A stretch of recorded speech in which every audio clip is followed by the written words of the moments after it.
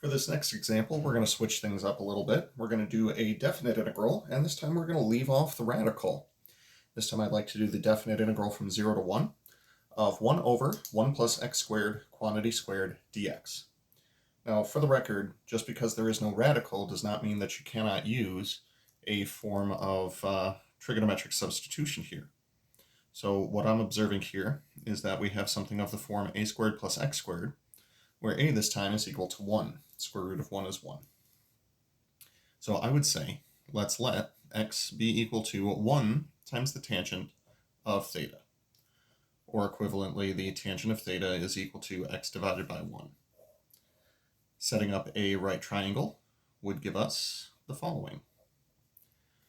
The opposite side would be x, the adjacent side would be 1.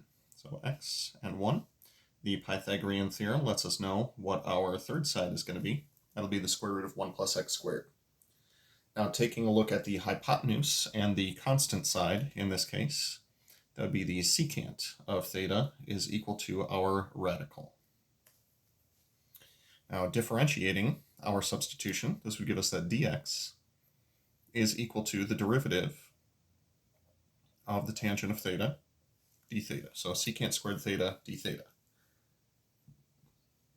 Now, because we have a definite integral, we're also going to need to plug in our bounds. I'm going to be making use of this substitution right here for this. So if x is equal to our upper bound, this means that the tangent of theta is going to be equal to 1, which leads us to the fact that theta is going to be equal to pi over 4, the arctangent of 1.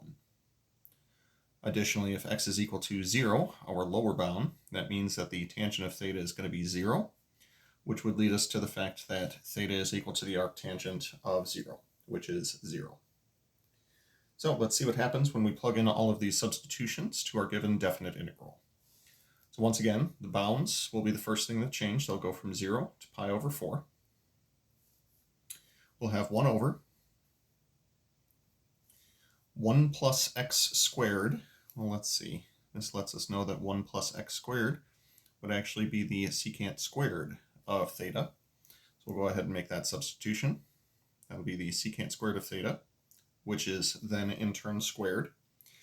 The substitution on dx is going to be the secant squared of theta, d theta. Now, if we just simplify the integrand, that is going to get us to 1 over the secant squared of theta, d theta. Now you might be thinking to yourself, well, just like in the last video, this is just an even power of the secant. But given that it's in the denominator, this isn't going to work out quite as well as we would like it to. So I'm going to apply a reciprocal identity by saying that the reciprocal of the secant function is the cosine function. As such, we would be integrating the cosine squared of theta d theta. The strategy that we used for this is we implemented a power reducing identity and call this 1/2 times 1 plus the cosine of 2 theta, d theta. Once we factor the 1/2 outside of the integral, we can integrate these terms one by one. That'll be equal to theta plus the sine of 2 theta divided by 2, going from lower bound 0 to upper bound pi over 4. Now, because we substituted the limits of integration, we'll simply be plugging in these values for theta instead of having to substitute back in terms of x, which is good news for us. So this will be half of, plugging in pi over 4, this will be pi over 4 plus sine of 2 times pi over 4, which will be sine of pi over 2, divided by 2. Oh yeah, more parentheses. Minus, and then we'll plug in our lower bound of 0. That'll be 0 plus the sine of 2 times 0 divided by 2. Good news is that everything in the second term, when we plugged in theta equals 0, that's all going to simply 0 out.